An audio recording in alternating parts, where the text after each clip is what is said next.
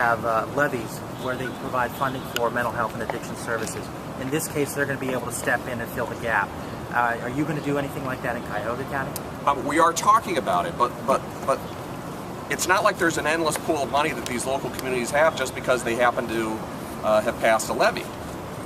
And again, we had this discussion a couple weeks ago about whether or not we were going to fund, as a state, whether we were going to end up funding heroin treatment at the expense, let's say, of mental health services. And we disagreed with the state's decision in that matter as well. So there are a lot of pressing needs when it comes to human services, and just because a county has a human services levy doesn't mean that all of a sudden they have an endless pool, because that means that we're going to be robbing Peter to pay Paul. So are we going to address heroin addiction by cutting back on mental health services? I mean, the thing is, this was not a decision that had to be made.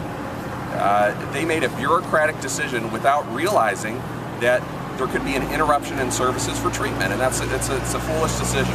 Let me just chime in on this, because one thing in the last year, watching, the Attorney General in particular has had, I think, a dozen town hall meetings all over the state, and it's kind of a show and tell of the problem without any real solutions. But one of the lines that appears from every one of these meetings is, I'll quote the Washington Courthouse Record Herald. I visited them recently. They keep saying that communities need to wake up.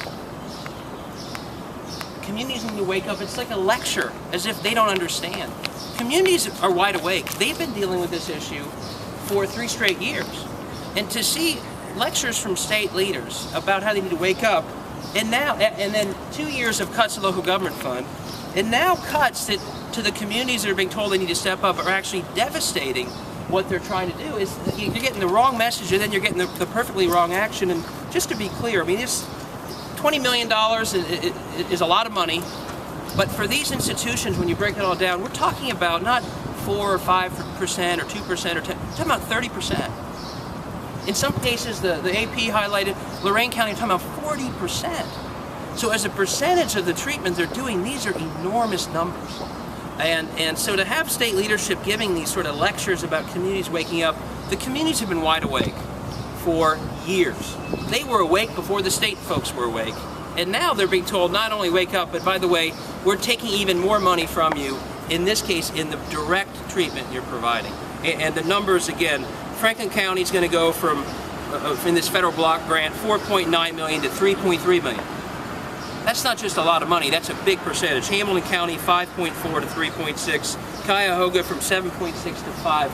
Those are big numbers, and those are big percentages.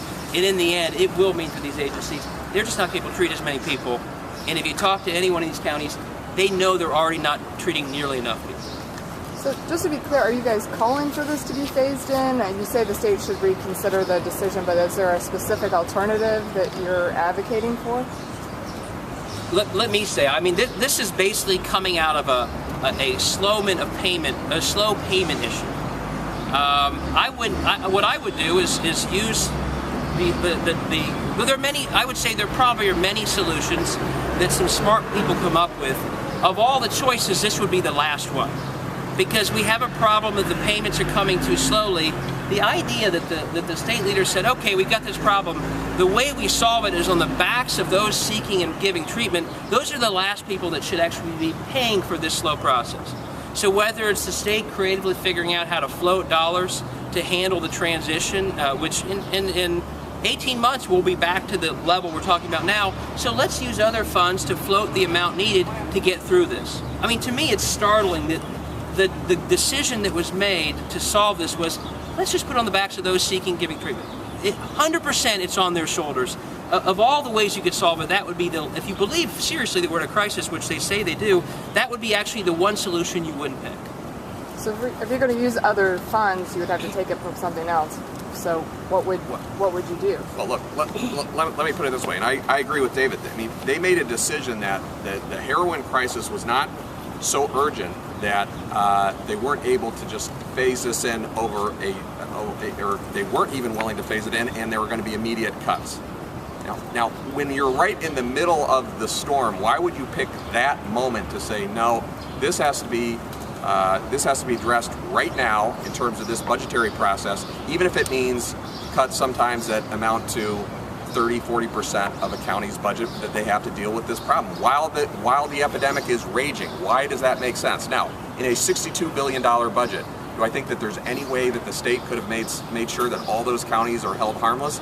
There's any number of ways they could have done it. Look, the state just had income tax and sales tax revenues that were coming in ahead of schedule, and they decided to speed up the phase-in of income tax cuts because that was the priority. Why is that the priority when this is not a priority? So this can wait, but income tax cuts have to actually be implemented on a more aggressive timetable? It's that conflict, I think, between priorities which is so shocking to so many people.